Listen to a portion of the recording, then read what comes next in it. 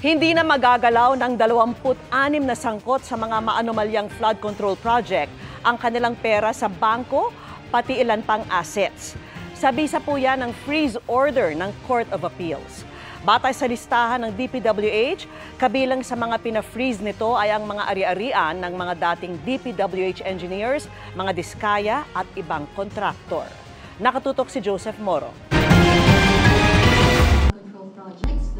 Sa hiling ng DPWH at Anti-Money Laundering Council o AMLC, naglabas na ng freeze order ang Court of Appeals sa 135 na bank accounts at 27 na mga insurance policies ng 26 na mga individual na nauna na nilang sinampahan ng reklamo sa Ombudsman. Dahil sa regulasyon ng AMLC, hindi kinilala ng ahensya kung kani-kanino ang mga bank accounts ng mga ito.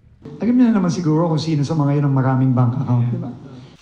Ilan sa mga nasa listahan ng DPWH na pina-freeze ang ari-arian ay ang kinadating Bulacan 1st District Engineer Henry Alcantara, dating OIC District Engineer Bryce Erickson Hernandez, dating Assistant District Engineer JP Mendoza, Construction Section Chief John Michael Ramos at 16 na iba pa. Harang na rin ang mga bank accounts ng mag-asawang si Sara Rowena Diskaya o Sara Diskaya at Pacifico Diskaya II at Maria Roma Rimando ng St. Timothy Construction Corporation, Mark Alan Arevalo ng Wawaw Builders, Sally Santos ng Sims Construction Trading at Robert Imperio ng IM Construction Corporation. They will not allow the movement, transfer, deposit, withdrawal, and any or closing of these bank accounts that are covered by the freeze order. Meaning po, hindi talaga pwede na siyang galawin.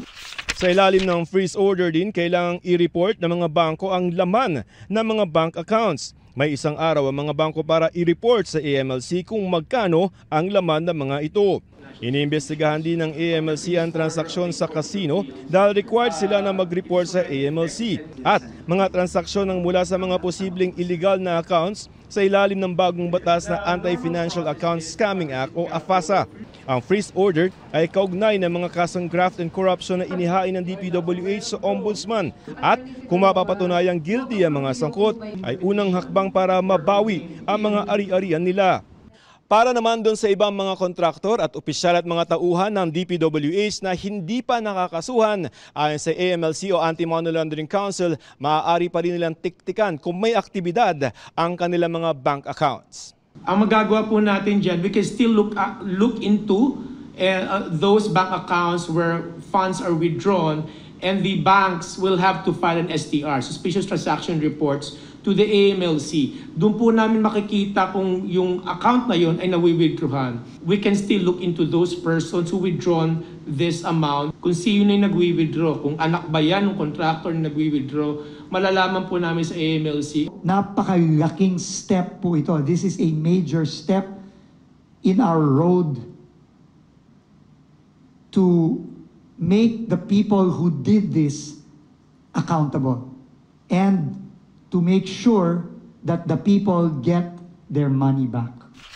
Samantala, pinahintulutan na ni DPWH Secretary Vince Dizon na ibalik ang mga procurement activities para sa mga locally funded projects matapos na itong ipahinto dati. Para sa GMA Integrated News, Joseph Morong, Nakatutok 24 Oras.